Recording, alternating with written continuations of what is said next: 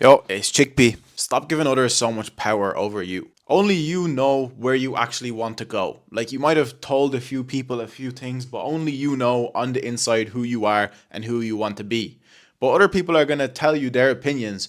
And if you let those opinions influence you too much, you can be like a leaf in the wind, blowing this way, blowing that way, doesn't know what he's doing, and just kind of, you know, shmeshmeh. First, we're going to talk about why people do this. Second, we're going to talk about what happens when you act like this and when you behave like this. And third, we're going to talk about is there anything you can actually do about it? Living based off of others' opinions has quite an emotional toll on you because you could be in a position that, is good because other people have told you that's what you want. So you think it's what you want. And then for some reason, you feel bad inside. You feel, sad or aimless or unmotivated or undisciplined.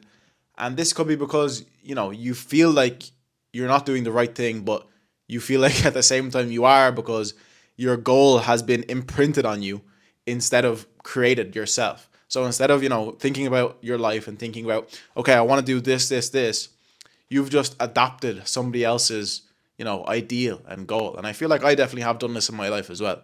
The biggest time this happens is with your parents because your parents are going to, have ideas of where you should go in life and what you should become and what you should do. And it's if that aligns with who you are and what you want to be, well then amazing for you. You live a happy life. Good shit like.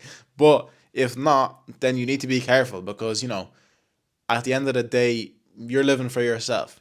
By the time you're whatever age, 20, 30, 40, 50, not 50, but your parents will be gone at some stage. So you need to remember to live for yourself.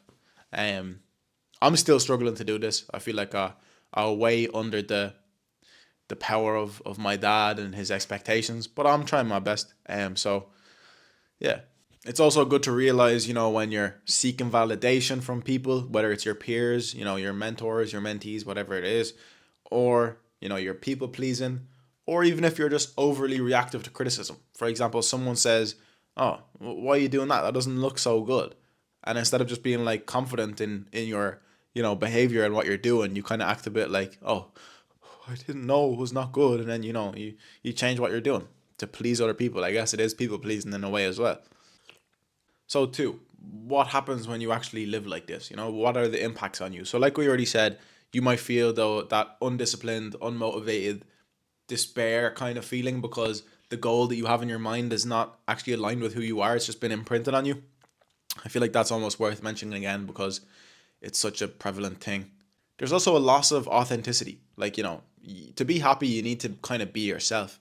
And if your goals and, the your daily actions, what you're striving for are not aligned with who you are, then you're gonna struggle to be authentic and be happy. Another thing when this happens is sometimes the goals and the expectations set by the voices around you and the opinions that we're talking about here are unrealistic and they're just not achievable.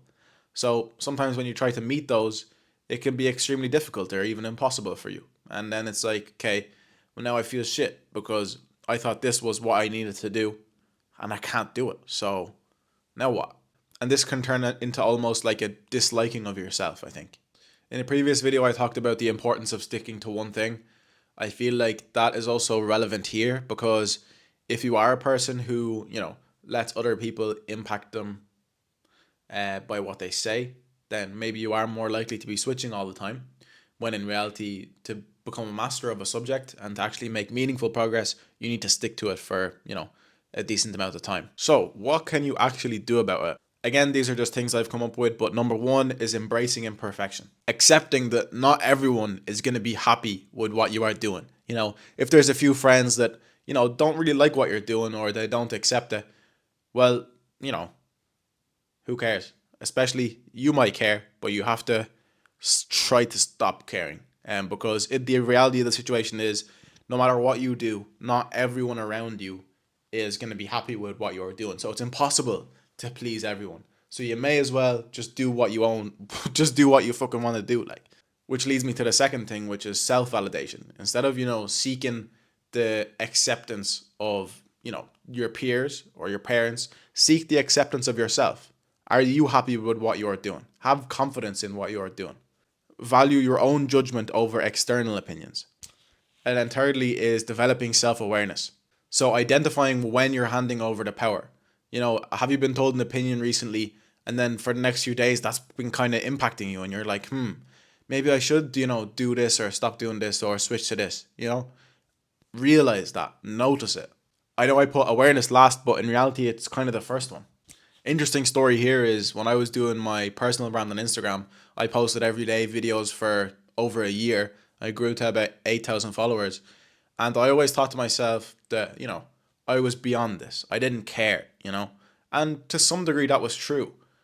But what's interesting is it can also be a general chipping down of your meter. So instead of like, it's not always as simple as one person's opinion has influenced you and now you're doing something different. It's not always 1 + 1 = 2. It can also be like, let's say you have a total block of how much you don't give a fuck, right? And let's say mine was this high, not too bad, not too high, but also at a decent level, because I don't really give a fuck.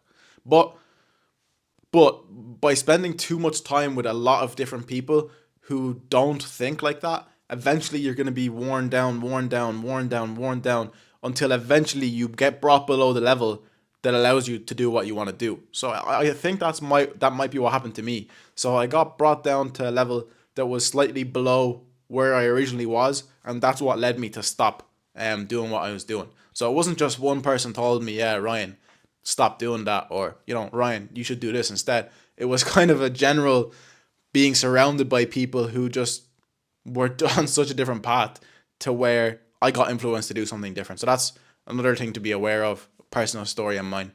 If you like that video, like the video, drink coffee. Thanks.